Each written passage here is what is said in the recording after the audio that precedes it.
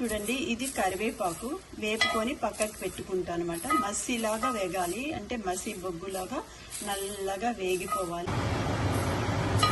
చూడండి, కరివేపాకు ఇట్లా నల్లగా వేపి పక్కకు పెట్టేసుకోవాలి. ఇది వేగిపోయింది. ఇప్పుడు నేను పక్కకు పెడుతున్నాను. చల్లగా అయ్యాక పౌడర్ చేసుకోవాలి. ఇప్పుడు కరివేపాకు అంతా మనం పౌడర్ చేసి పక్కకు పెట్టుకోవాలి అన్నమాట. చూడండి, మిక్సీ చేసేసుకున్నాను కరివేపాకు పొడి అంతా. ఇప్పుడు కొన్ని మెంతులు వేపుకోవాలి అన్నమాట. చూడండి, మెంతులన్నీ కూడా ఇట్లా నల్లగా వేపేసుకొని ఇవి కూడా పక్కకు పెట్టేసుకోవాలి. కలోంజీ సీడ్స్ చూపిస్తున్నాను. ఇవి కూడా ఒక 2 స్పూన్లు వేపి పక్కకు పెట్టుకోవాలి. చూడండి, కలోంజీ సీడ్స్ వేస్తున్నాను. ఇది ఉల్లిపాయ విత్తనాలు అన్నమాట, ఉల్లిపాయ గింజలు. ఇవి కూడా మసి బొగ్గులాగా వేపుకోవాలి. చూడండి, ఇవి వేగడం అయిపోయినాయి. ఇప్పుడు ఈ ప్యాన్ మీద 2 స్పూన్లు పసుపు వేస్తున్నాను.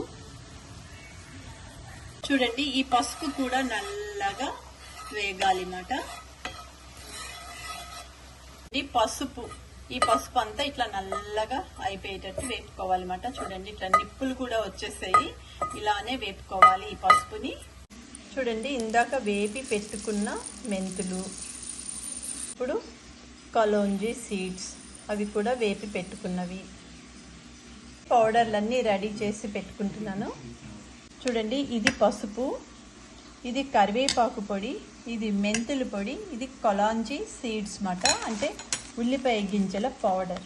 అన్ని పౌడర్లు రెడీ చేసి పెట్టుకున్నాను. నేను ఆర్గానిక్ కోకోనట్ ఆయిల్ తీసుకుంటున్నాను. ఈ పౌడర్లన్నీ ఈ బౌల్లో వేసాను. దీంట్లో కోకోనట్ ఆయిల్ వేస్తాను. ఇప్పుడు ఈ కోకోనట్ ఆయిల్ అంతా ఈ పౌడర్లో వేస్తున్నాను.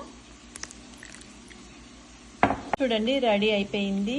ఆయిల్లో అంతా మిక్స్ చేసేస్తున్నాను. ఇది గ్రే హెయిర్ రాకుండా, జుట్టు ఊడకుండా, చుండ్రు అది రాకుండా కూడా మనం కేరింగ్ చేసుకోవచ్చు. అందుకనేసి ఇది మిక్స్ చేసి చూపిస్తున్నాను. ఇది ఎంత డార్క్గా ఉందో, ఇది మనం వారంలో 2 సార్లు అప్లై చేసుకుంటే చాలు.